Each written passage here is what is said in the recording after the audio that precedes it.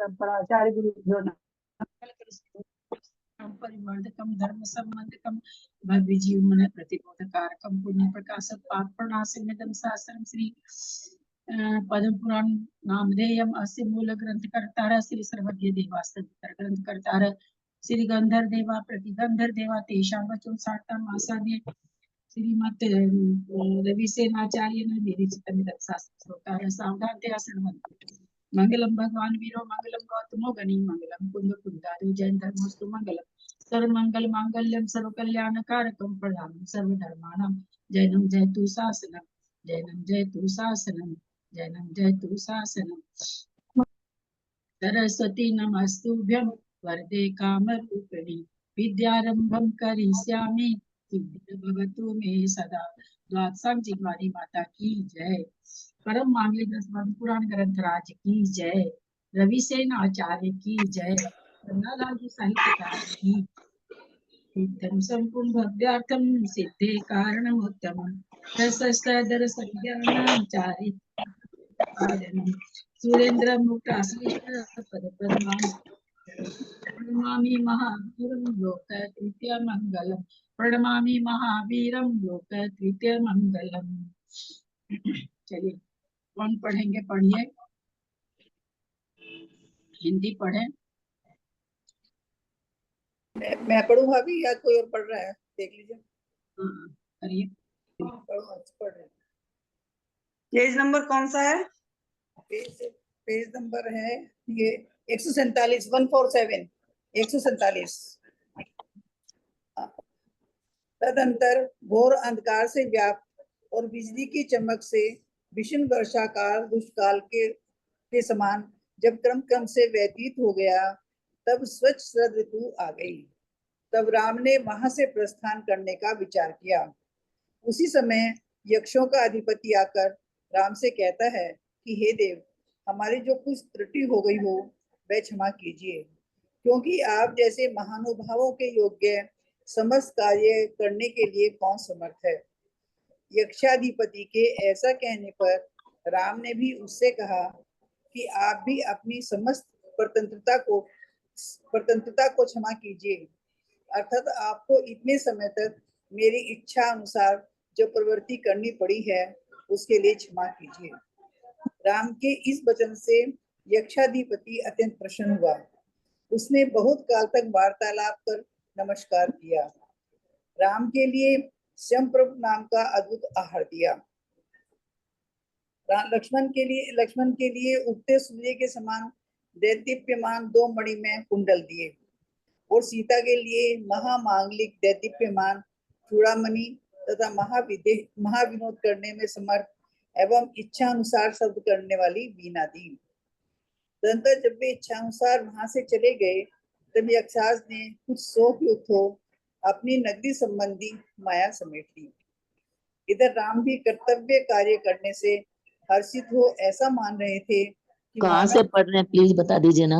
147 147 36वां पर्व है, उसके नीचे आने वाली हूँ। इसमें नौवा चल रहा है, नौवा शुरू हो गया। मुझे उत्कृष्ट मोक्ष प्राप्त हो गया है। अथांतर स्वेच्छानुसार पृथ्वी में विहार करते, नाना रस के स्वादिष्ट फल खाते, विचित्र कथाएं करते और देवों के समान रमन करते हुए वे तीनों हाथी और सिंहों से व्याप्त महावन को पार कर मनुष्यों के द्वारा सेवित वैजंतपुर के समीपवर्ती मैदान में पहुंचे। तदंतर जब सूर्य अस्त हो गया, दिशाओं का समूह अंधकार से आवृत हो गया और आकाश रूपी आंगन नक्षत्रों के समूह से व्याप्त हो गया, तब वे क्षुद्र मनुष्यों को भय उत्पन्न करने वाले पश्चिमोत्तर दिग्भाग में नगर के समीप ही किसी इच्छित स्थान में ठहर गए। अथांतर इस नगर का राजा पृथ्वीधर नाम से प्रसिद्ध था। उसकी रानी का नाम इंद्राणी था, जो कि स्त्रियों की योग्य समस्त गुणों से सहित थी। उन दोनों के बनमाला नाम की अत्यंत सुंदरी पुत्री थी। बनमाला बाल्यावस्था से ही लक्ष्मण के गुण श्रवण कर उनमें अनुभव थी। उसके माता पिता ने सुना कि राम अपने पिता दशरथ के दीक्षा लेने के समय कथित वचनों का पालन करने के लिए लक्ष्मण के साथ कहीं चले गए हैं, तब उन्होंने इंद्र नगरी के राजा के बालमित्र नामक अत्यंत योग्य सुंदर पुत्र के लिए वनमाला देने का निश्चय किया, जिसके हृदय में लक्ष्मण विद्यमान थे। ऐसी वनमाला ने जब ये समाचार सुना तो वह विरह से भयभीत हो इस प्रकार चिंता करने लगी कि वस्त्र से कंठ लपेट वृक्ष पर लटक कर भले ही मर जाऊंगी, वस्त्र से कंठ लपेट वृक्ष पर लटक कर भले ही मर जाऊंगी। पानी थोड़ा सा उसके साथ ले लेंगे थोड़ा म्यूट हो जाइए सर, म्यूट हो जाइए सर। अभी आएगा तो बोल के गया ये। परंतु अन्य पुरुष के कृष्णा जी आप खोल लीजिए, म्यूट करें तो आप भी म्यूट हो गए। अच्छा सॉरी। मैं किसी कार्य के बहाने सायंकाल के समय वन में जाकर आज ही निर्विघ्न रूप से मृत्यु प्राप्त करूंगी। हे भगवान सूर्य, आप जाओ और रात्रि को जल्दी भेजो। मैं अतिशय दीन हूँ, हाथ जोड़कर आपके चरणों में पड़ती हूँ। जाकर रात्रि से कहो, तुम्हारी आकांक्षा करती हुई यह दुखनी एक दिन का वो वर्ष के समान समझती है, इसलिए जल्दी जाओ। इस प्रकार विचार कर उपवास धारण करने वाला सूर्यास्त होने पर माता पिता की आज्ञा प्राप्त कर उत्तम रथ पर सवार हो सखी जनों के साथ वैभव पूर्वक वन देवी की पूजा करने के लिए गई। भाग्य की बात की जिस रात्रि में तथा वन में जिस प्रदेश में राम, सीता और लक्ष्मण पहले जाकर ठहरे थे, उसी रात्रि में उसी स्थान पर वनमाला भी आ पहुंची। वहां चल उसने वन देवता की पूजा की। तदंतर जब सब लोग अपना अपना कार्य पूरा कर निशंक हो सो गए, तब जिसके पैर रखने का भी शब्द नहीं हो रहा था, ऐसी वनमाला वन की मृगी की नाई उस शिविर से निकल निर्भय होकर आगे चली। तत्पश्चात वनमाला के शरीर से निकलने वाली अत्यंत मनोहर सुगंध को सूंघकर हर्षित हो लक्ष्मण इस प्रकार विचार करने लगे कि यहाँ कोई ज्योति की रेखा के समान है।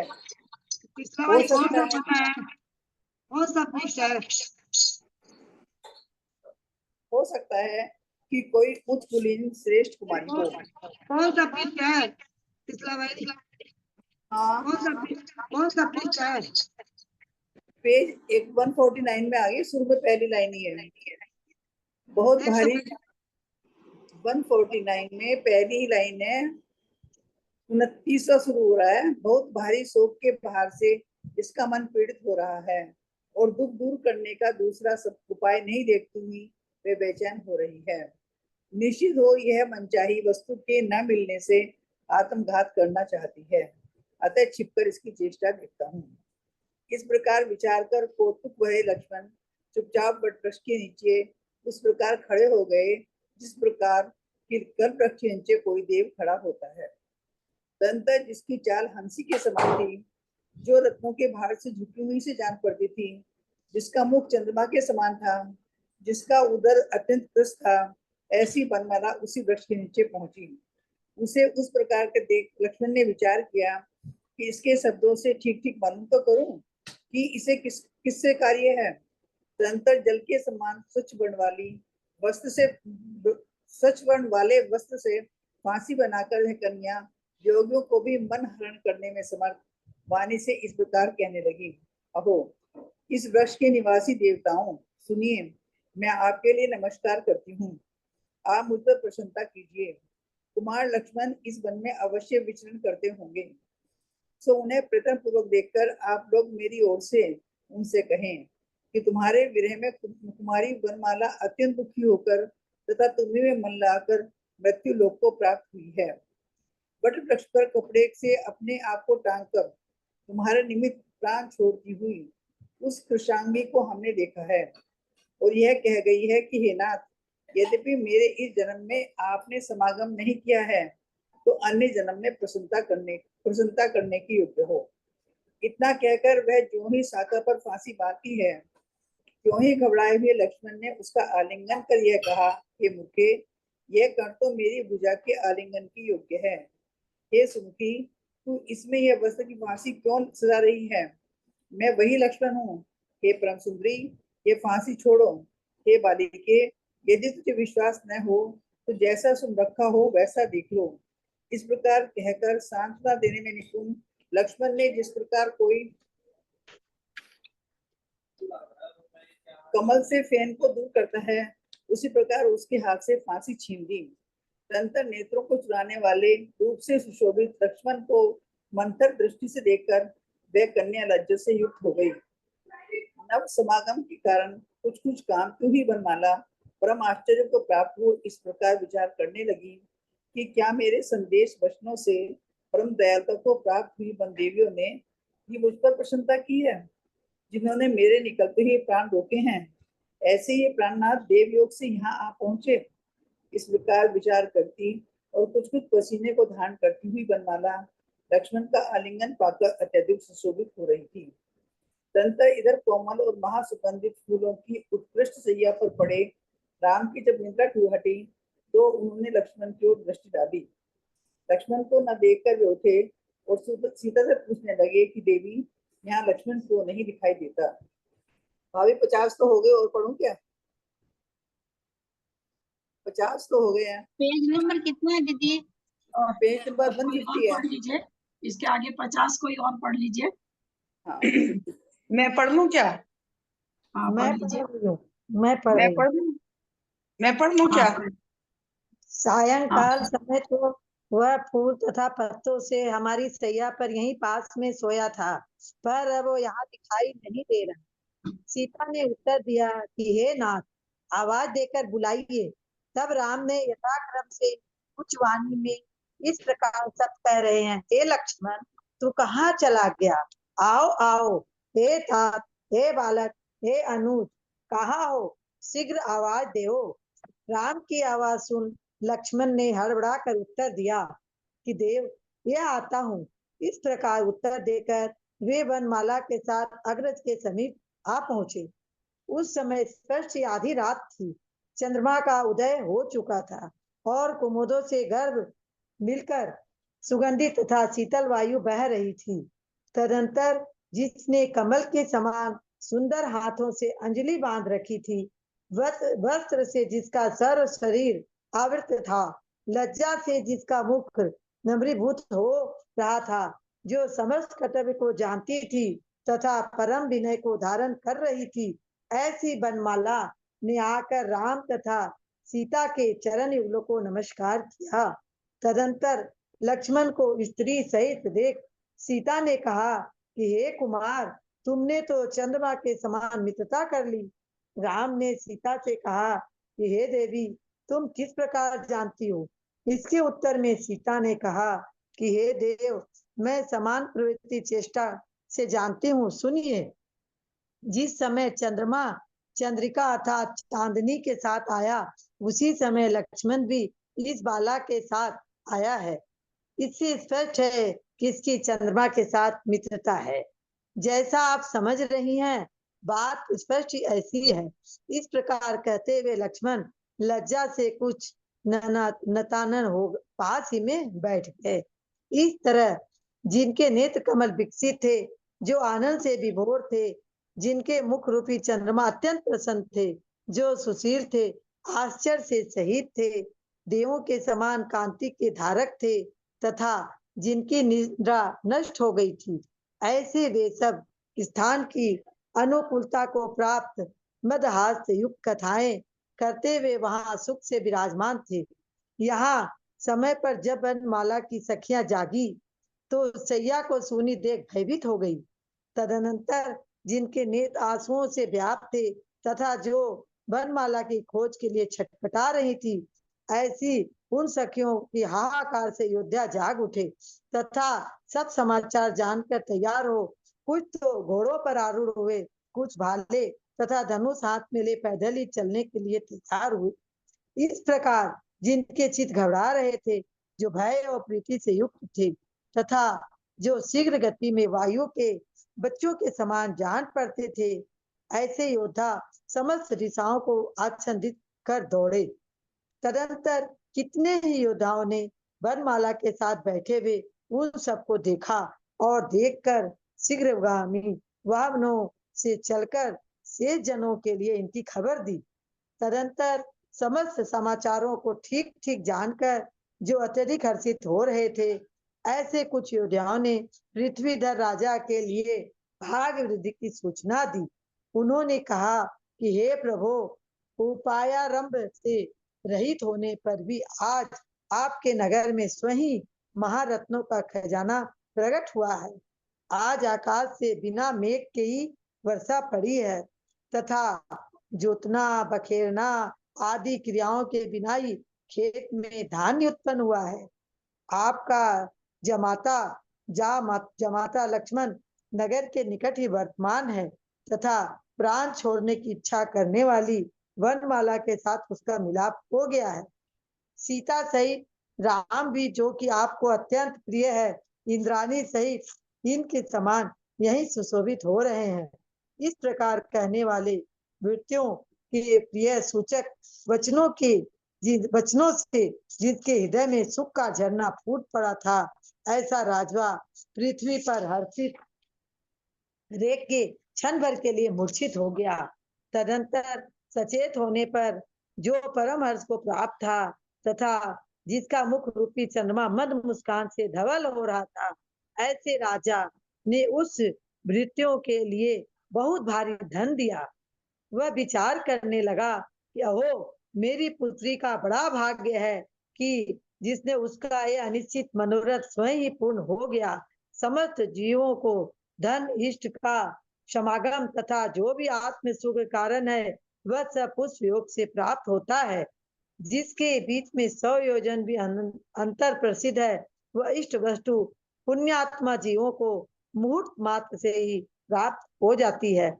इसके विपरीत जो प्राणी पुण्य से रहित है, वो पंक्ति कितनी अच्छी आई है कि अगर हाँ, पुण्य का उदय हो तो 100 योजन की वस्तु भी पास में आ जाती है, और आ पुण्य जाती है। नहीं हो तो पास की खड़ी वस्तु भी, अंतर्मुख में पाने वाली वस्तु भी दूर चली जाती है। इतना चली बढ़िया जाती है। पंक्ति आई है। बहुत ही अच्छा आया ये वर्णन। 8वीं हाथी, इसके विपरीत जो प्राणी पुण्य से रहित है, वे निरंतर दुखी रहते हैं तथा उनके हाथ में आई हुई इष्ट वस्तु दूर हो जाती है। 8वियों के बीच में पहाड़ की चोटी पर विषय मार्ग तथा समुद्र के मध्य में भी पुण्यशाली मनुष्यों की इष्ट समागम प्राप्त होते रहते हैं। इस प्रकार विचार कर उसने स्त्री को उठाया और उसके लिए हर्षातिरेक के कारण कष्ट से निकलने वाले वचनों के द्वारा यह समाचार कहा। उस सुमुखी ने कहीं स्वप्न तो नहीं देख रही हूँ, इस आकांक्षा से बार बार पूछा और उत्पन्न हुए निश्चय से वह स्वसुद्वेद सुख को प्राप्त हुई।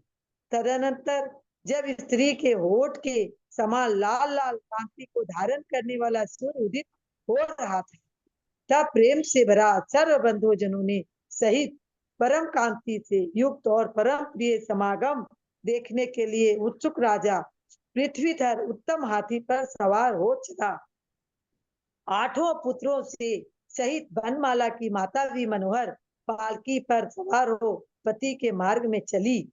इसके पीछे राजा की आज्ञा अनुसार सेवकों के द्वारा अत्यधिक हितकारी वस्त्र तथा गंध माला आदि समस्त मनोहर पदार्थ ले जाए जा रहे थे। तदंतर दूसरे ही विकसित नेत्र कमलों के धारी राम को देखकर राजा पृथ्वीधर हाथी से उतरकर आदर के साथ उसके पास पहुंचा। तत्पश्चात विधि विधान के वेत्ता तथा शुद्ध हृदय के धारक राजा ने बड़े प्रेम से राम लक्ष्मण का आलिंगन कर उनसे तथा सीता के कुशल समाचार पूछा, जिसके नेत्रों से स्नेह टपक रहा था तथा जो सब प्रकार का आचार जानने में निपुण थी। ऐसी रानी भी राम लक्ष्मण से कुशल पूछकर सीता का आलिंगन किया। उन सब ने भी राजा रानी का यथा योग सत्कार किया। सो ठीक ही है, क्योंकि वे इस विषय में अतिशय निपुणता को प्राप्त। तदंतर जो वीणा बांसुरी मृदंग आदि के शब्द सहित था, जो छोप को प्राप्त हुए समुद्र की तुलना धारण कर रहा था और जिसमें वंदित जनों के द्वारा उच्चारित विरुदावली का नाद गूंज रहा था, ऐसा संगीत का शब्द होने लगा, जिसमें आए वे समस्त इष्ट जनों को सत्कार हो रहा था तथा नृत्य करने वाले मनुष्यों के चरण निक्षेप से जिसमें भूतल कांप रहा था, ऐसा वह महान उत्सव संपन्न हुआ। तुरही के शब्द से जिनमें प्रतिध्वनि गूंज रही थी, ऐसी दिशाएं हर्ष से ओत-प्रोत हो मानो परस्पर वार्तालाप भी कर रही थी। अथानंतर धीरे धीरे वह जब महोत्सव शांत हुआ, तब उन्होंने स्नान भोजन आदि शरीर संबंधी सब कार्य किए। तदंतर जो हाथी घोड़ों पर बैठे हुए सैकड़ों सामंतों से घिरे थे, मृगतुल्य पैदल सिपाहियों का बड़ा दल जिनके साथ था, उत्साह से भरा राजा पृथ्वीधर जिसके आगे आगे चल रहा था, चतुर्बंदी जन जिनके आगे मंगल ध्वनि कर रहे थे, जिनके वक्षस्थल हारों से सुशोभित थे, जो अमूल्य वस्त्र धारण किए हुए थे, जिनके शरीर हरि चंदन से लिप्त थे, जो उत्तम रथ पर सवार थे, जिनके नाना रत्नों की किरणों के संपर्क से इंद्रधनुष उठ रहे थे, चंद्र और सूर्य के समान जिनके आकार थे, जिनके गुणों का वर्णन करना अशक्य था, सौधर्म तथा ईशान इंद्र के समान जिनकी कांति थी, जो अत्यधिक आश्चर्य उत्पन्न कर रहे थे, जिनके गले में वरमालाएं पड़ी थी, सुगंधि के कारण जिनके आसपास भ्रमरों का मंडल बांध रखे थे, जिनके मुख चंद्रमा के समान थे तथा जो विनीत आकार को धारण कर रहे थे, ऐसे राम लक्ष्मण ने नगर में प्रवेश किया। जय जिन। संस्कृत पढ़ना है। तीन लाइन रह गई, बस 3 लाइन तो रह गई। वन देवी वन देवता वगैरह तो जरा चाहिए जिस प्रकार पहले यक्ष के द्वारा निमित्त नगर में इच्छा अनुसार भोग भोगते हुए वे रमन करते थे, उसी प्रकार राजा पृथ्वीधर के नगर में भी वे इच्छा अनुसार उत्कृष्ट भोग भोगते हुए रमन करने लगे। गौतम स्वामी कहते हैं, जिनके चित्त पुंज से सुसंकृत हैं तथा जो सूर्य के समान दीप्ति के धारक है, ऐसे मनुष्य सघन वनों में पहुंचकर भी सहसा उत्कृष्ट गुणों से युक्त पदार्थों को प्राप्त कर लेते हैं। इस प्रकार आर्ष नाम से प्रसिद्ध रवि ने सेनाचार कथित पद्मचरित में वनमाला का वर्णन करने वाला 36वां पर्व समाप्त हुआ। सभी को जय जिनेंद्र। प्रणाम दीदी, पढ़ो संस्कृत। हाँ हाँ पढ़िए सुमन जी। प्रणाम दीदी। ततोऽनुक्रमतः काले विकाल प्रतिमे गते घोरान्धकार समृद्धे विद्युच्चकित भीषणे जातायां सुप्रसन्नायां शरदि प्रीति निर्भरः ऊचे यक्षाधिपः पद्मं प्रस्थातुं कृतमानसम् क्षन्तव्यं देव यत्किञ्चित् स्माकमिति दुष्कृतम् विधातुं शक्यते केन योग्यं सर्वं भवादृशाम् इत्युक्ते रामदेवोऽपि तमुचे गुह्यकाधिपम् त्वयापि निखिला स्वस्य क्षन्तव्या परतन्त्रता सुतरां तेन वाक्येन जातः सत्तं भावनः यक्षाणामधिपो नत्वा सम्भाष्य विपुलक्रियम् हारं स्वयं प्रभाभिख्यं ददौ पद्माय सोद्भुतम् उद्दिनकराकारे हरे मणिकुण्डले चूडामणिं सुकल्याणं सीतायै बिलसत्प्रभं महाविनोद दक्षां च वीणाभिप्सित नादिनीं स्वेच्छया तेषु यातेषु यक्षराजः पुरीकृतां मायां समहरन् किञ्चिद् धान शोकितामिव बलदेवोऽपि कर्तव्ये करणाच्च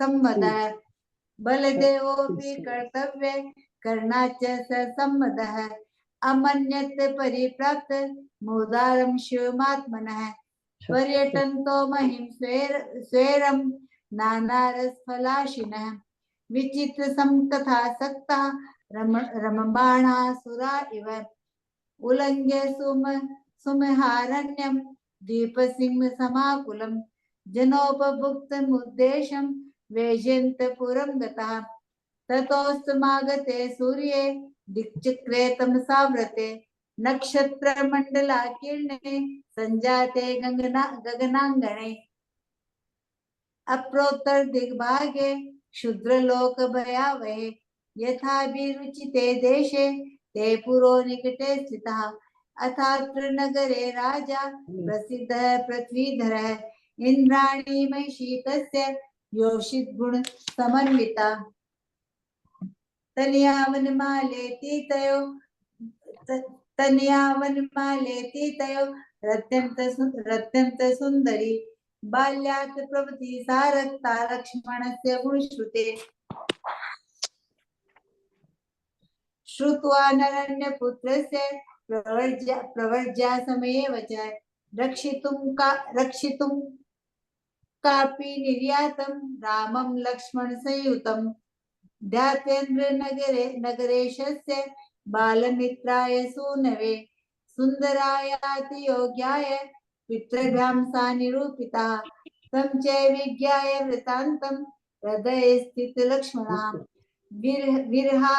विरहात् भय मापन्ना चिंता में उपागता अंशुकेन वरम कंठम विवेष्टया सज्जपादपे मृत्युं प्राप्तास्मि नान्ये पुरुषेण समागमम् विधिच्छलेन केनापि गत्वारण्यं दिनक्षये ध्रुवमध्येव यास्यामि मृत्युं विघ्न विवर्जितम् प्रयाहि भगवन्मानो संप्रेष्य निशां द्रुतं कृताञ्जलिरियं दीना पादयो प्रपतामि तामिते शर्वरी बण्यतां यात्वा काङ्क्षन्ति दुःखभागिनी संवत्सरसमं वेति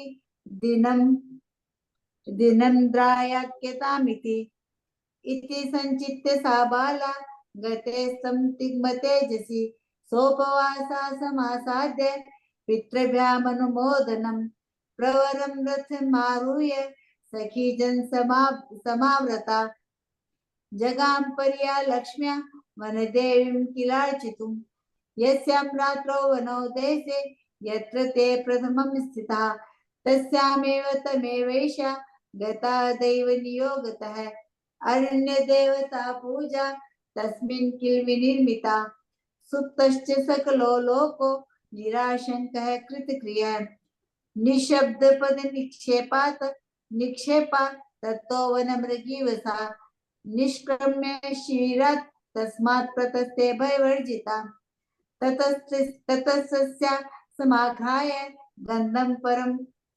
गन्धं परं सौरभम् एवं सुनु सुमित्राया दज्जो सम्बन्धमुद्धनम् ज्योतिरेखेव कापेशा मूर्तिर्त्रोपलक्ष्यते कुमार्या श्रेष्ठया भाव्य मनया कुलजातया महता शोक भारेण परिपीडित मानसा अपश्यन्ति परम दुख वारणोपाय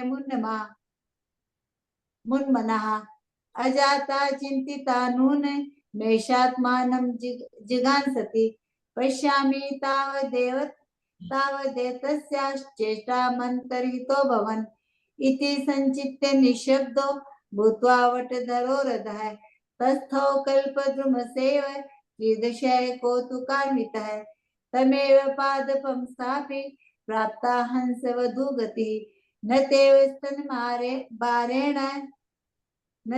स्तनमारेण चन्द्रवक्त्रा तनूदरी लक्ष्मणस्तां तथा भूतां दुष्टा चिन्तयदुक्तिभिः वेद्मि तावदिमां सम्यक् कुतः कृत्यं भविष्यति अंशुकेनाम्बुवर्णेन कृत्वा पाशं तु कन्यका जगादैवं गिरा योगी मनोहरणयोग्यया एतत्तृनिवासिन्य श्रुता हो सुदेवता भवतीभ्यो नमामेस्यां प्रसाद क्रियता मयि वाच्यो मद्वचनादेवं भवन्तिभिः प्रयत्नतः कुमारो लक्ष्मणो दुष्ट्वा वनेऽस्मिन् विचरन् ध्रुवम् यथा यथा त्वद्विरहे बाला वनमाला सुदुःखिता त्वयि मानसमारोप्य प्रेतलोकमुपागता अंशुकेन समालम्ब्य श्मशान्यग्रोधपादपे त्वन्निमित्तमसूनत्वो तन्वो तज्जनस्यमाभिरीक्षितः एवमुक्तं त्वया नाथ यदि मे नात्र जन्मनि समागमः कृतोऽन्यत्र प्रसादं कृतुमर्हसि एवं निगद्य शाखायां समर्पयति पाशकं सम्भ्रान्तश्च समालिङ्ग्य सौमित्री हृदमब्रवीत् अयि मुग्धे सुकण्ठेऽस्मिन् मद्भुज आलिङ्गनोचिते कस्मादं शुकपाशोऽयं त्वया सुमुखी सज्जते अहं स लक्ष्मणो मुञ्च पाशं परं सुन्दरी यथा श्रुतं निरीक्षस्व न चेत् प्रत्येषि बालिके इत्युक्त्वा पाशमेतस्याः करात् सान्त्वने कोविदः जहार लक्ष्मणः फेन कुञ्जं तामसादिव ततो सौत्रपया युक्ता दृष्ट्वा मन्थरचक्षुषा लक्ष्मणं नेत्रचोरेण रूपेण परिलक्षितं परं विस्मये भापन्ना चिन्तामेवमुपागता ईर्षिते पथुना युक्ता नवसंगं जन्मना किमयं वनदेवीभिः प्रसादो जनितो मम कारुण्यमुपयाताभिः सन्देशवचनैः परं सोऽयं यथा श्रुतो नाथ सम्प्राप्तो देवयोगतः भवेदेन मम प्राणा प्रयान्तो विनिवारितः इति संचिन्तयन्ती सा किंचित् प्रस्वेदधारिणी लक्ष्मीधरसमाश्लेषं लब्ध्वात्यन्तमराजतम् ततो मृदु महामोद कुसुमोदार संस्तरे प्रबुद्धो राघवश्च क्षुर लक्ष्मणार्थमुदीरयन् आगे हो गए पढ़ रहा है मैं पढ़ू दीदी 50 हो गया आगे और मैं पढ़ लूं क्या है और कोई पढ़ रहा है संस्कृत कोई पढ़ना चाह रहे हैं? नहीं तो फिर मैं कंटिन्यू कर देती हूँ मैं पढ़ लेती हूँ फिर। पढ़िए। 50 की बात मैं 51 से पढ़ रही हूँ ना। अपसृष्टे समुत्थाय वप्रवच जनकात्मजाम् पते से लक्ष्मणो देवी न किस्मिन् प्रस्थिते कृतः परदोषे संसत्रं कृत्वा सोऽस्माकं पुष्पल्लवः आसीदन्ति दूरस्थः कुमारो क्षत्रियक्षते नाथ बाह्यतां ता पदिति तस्तां तद्भवनौ कर्मादत्युच्छा वाचा वचोव्याहत बनीति एषः गच्छित्ययतोष्टि भद्र लक्ष्मण रक्ष वचनं तारतृतं बालकानुहि अयमायामि देवी ते तत्वा समय संभ्रमी वचः छूट जाना शुरू में वनमाला समेतोषो ज्येष्ठान्ति कमागतः अर्धरात्रे सदास्पृष्टे निशानाथ समुद्यतो बभौमुखमर्तितु वायु समाद शीतलः ततः पल्लव कांताभ्यां हस्ताभ्यां दत्तांजलि अंशुकावर सर्वांगा कृपाविनित्यकानना ज्ञाते निशेष कर्तव्या विघ्नानाव्यं परं बालापन्ततः रामस्य सीतायाश्च कंप्यं सहित सद्वित्यं यततो दृष्टा सीता लक्ष्मणमत्वत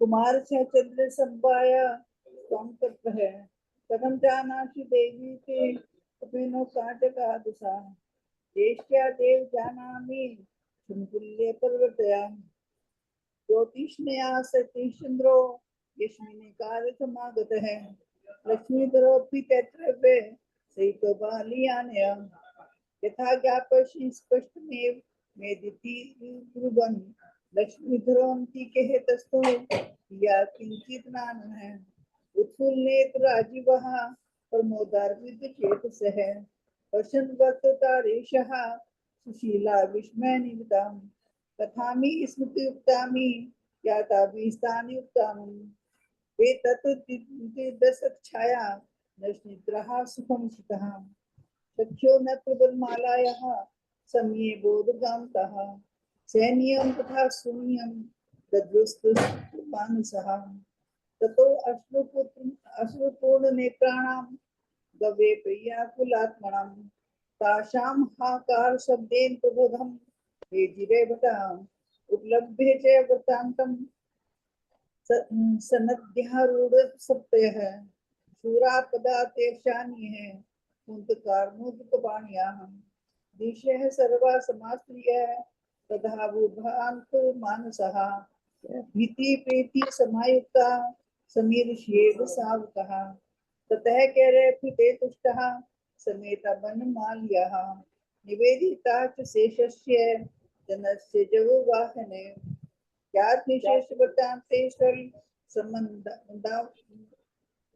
समन्दान्वितेः पृथ्वीधरराजस्य कृतं दिष्ट्याभिवर्धनम् उपायनमुक्तस्य तवादिनगरे प्रभो जगाम प्रतिभावान् महारथी निधि स्वयं अपात नवसो दृष्टिविघ्नं मेघ समुद्भवात् परिक्रम विनिर्मुक्तं शस्यं क्षेत्रात् सम्मुखतं जामाता लक्ष्मणं ते वर्तते निक्षेत्रः जीवितं हातुमिच्छदेह संगतो वनमाल्यः पदमश्च सीत्या साकं परमो भक्तः प्रिया सचेव सहितो देवेन्द्रो यमत्र विराजते यद प्रत्यानां पचनिकं वचने प्रिय संग सुभी सुख निर्झर चेतस्को मुमूर्छ नृपति क्षणम् ततः प्रबोधचितेन परम परमद वियुषा दत्तं बहुधनं तेभ्यः स्मित सुकल मुखेन्द्रां अचिंत्य ही साधुं सुजातं विहित तुमस अनिश्चित गति प्राप्तो यज्ञं सुमनोर्थः सर्वेषां एव जीवानां धनमिष्ट समागमः जायते पुण्य योगेन यत्तात्म सुख कारणां योजनां सतेनपि पृच्छति श्रुतान्ते इष्टो मृतमात्रेण लभ्यते पुण्य भागिनी ये पुण्येन विदुर्मुक्ता कारण दुख भागिनः तेषां हस्मपि प्राप्तः निष्वस्तु पलायते अरण्यानां गिरिमुर्गि विस्मे पति सागरे जायन्ते पुण्ये उक्तानां प्राणिनामिष्ट संगमां इति सचिन्त्य जायाये तं वृत्तान्तमुशेषतः उत्थाप्या कथ्य कोशादक्षरैः कुछ निर्गतैः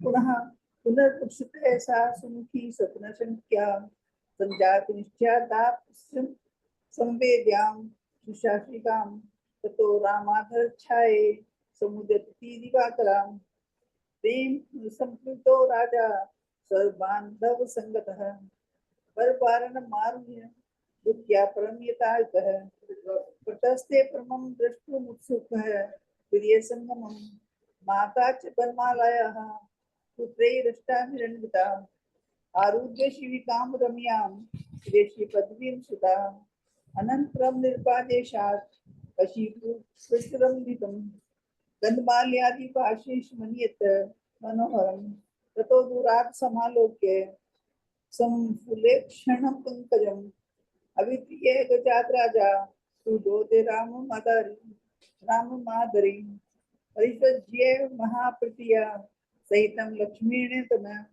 अप्रतस्ते कृष्णं दृष्टि निर्जन्तीं च सुमानसः तद्वेपि तयो पृष्ठा क्षेमं सुसिन्धुलोचना निखिला चा निष्णातः जानकी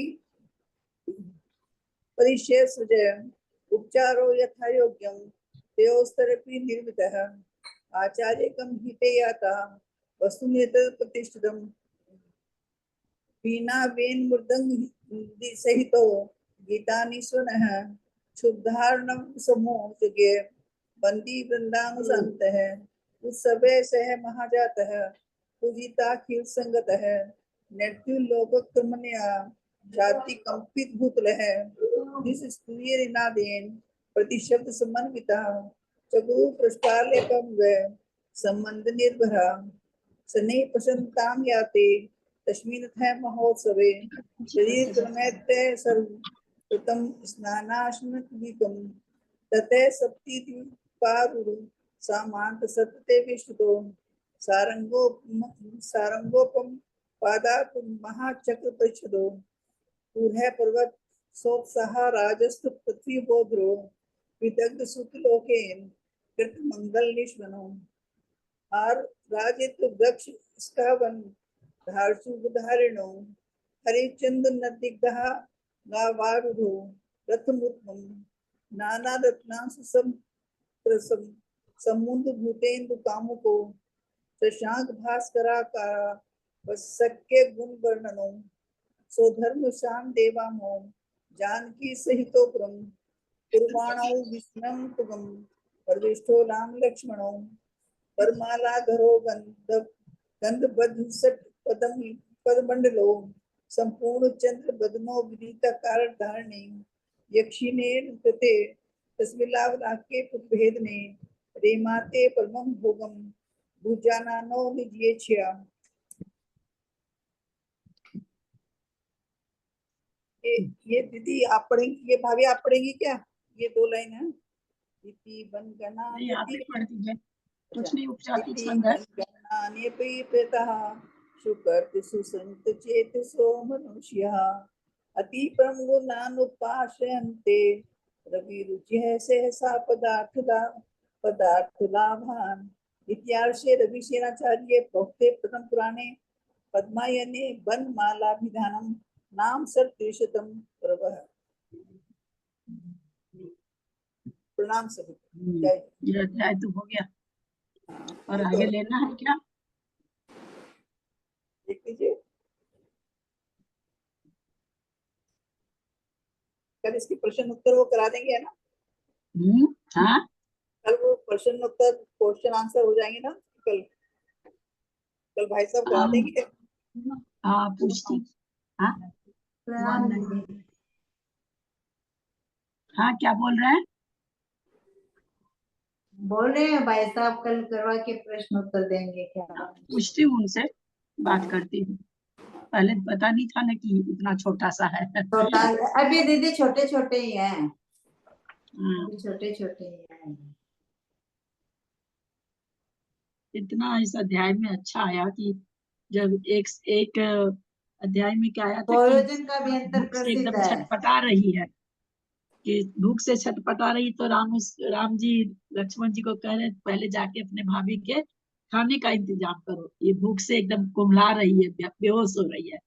हाँ एक ये भी वर्णन आया कि समुद्र के क्या तालाब उसके के किनारे दोनों किनारे पे दोनों मतलब आराम कर रहे हैं जमीन में, बताइए। और अब यहाँ पर प्रकरण आ रहा, पहले यक्ष उनका सब कुछ किया और पृथ्वीधर राजा सब कुछ किया। तो ऐसे पुण्य का उदय थे तो बलभद्र नारायण थे तो मनुष्य न भाई, कर्म तो सबके किए रहते हैं ना, कर्म तो सबके किए रहते हैं। और ये तो लाइन बहुत ही, जिसके बीच में स्वरोजन का भी अंतर प्रसिद्ध है वह इष्ट वस्तु पुण्यात्मा जीवों को एक मुहूर्त मात्र में प्राप्त हो जाती है।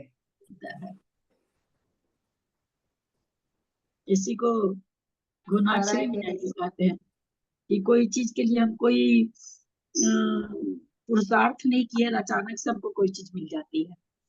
तो अपने लोग सर्वार्थ सिद्धि पढ़े थे तो याद होगा आप लोगों को, वहाँ आया था गुणाक्षरी न्याय। हाँ कुछ भी जैसे वो गुण लिखता थोड़ी है, ख ग घ सब लिखता थोड़ी है, लेकिन वो गुण लगने से चलता जाता तो अपने आप वो वर्ण लिखे जाते हैं। वर्ण लिखे गए इसी थे। तरह से कोई पुरुषार्थ नहीं करने पर भी चीज मिल जाती है तो ये अक्षरी न्याय में आ जाता है। इसके लिए बहुत गाढ़ा पुण्य होना रहता है, बिना पुरुषार्थ के मिलना बहुत गाढ़ा पुण्य होता है। पुण्य दीदी का आपका भजन ये में पाप नहीं सम्मिलित हो, तुरंत में तो परिणाम बदल जाते हैं ना, तो पुण्य एकदम तुरंत ही पतला पड़ जाता है, परिणाम नहीं संभल पाते ना, बहुत देर तक अच्छे परिणाम नहीं संभल पाते हैं।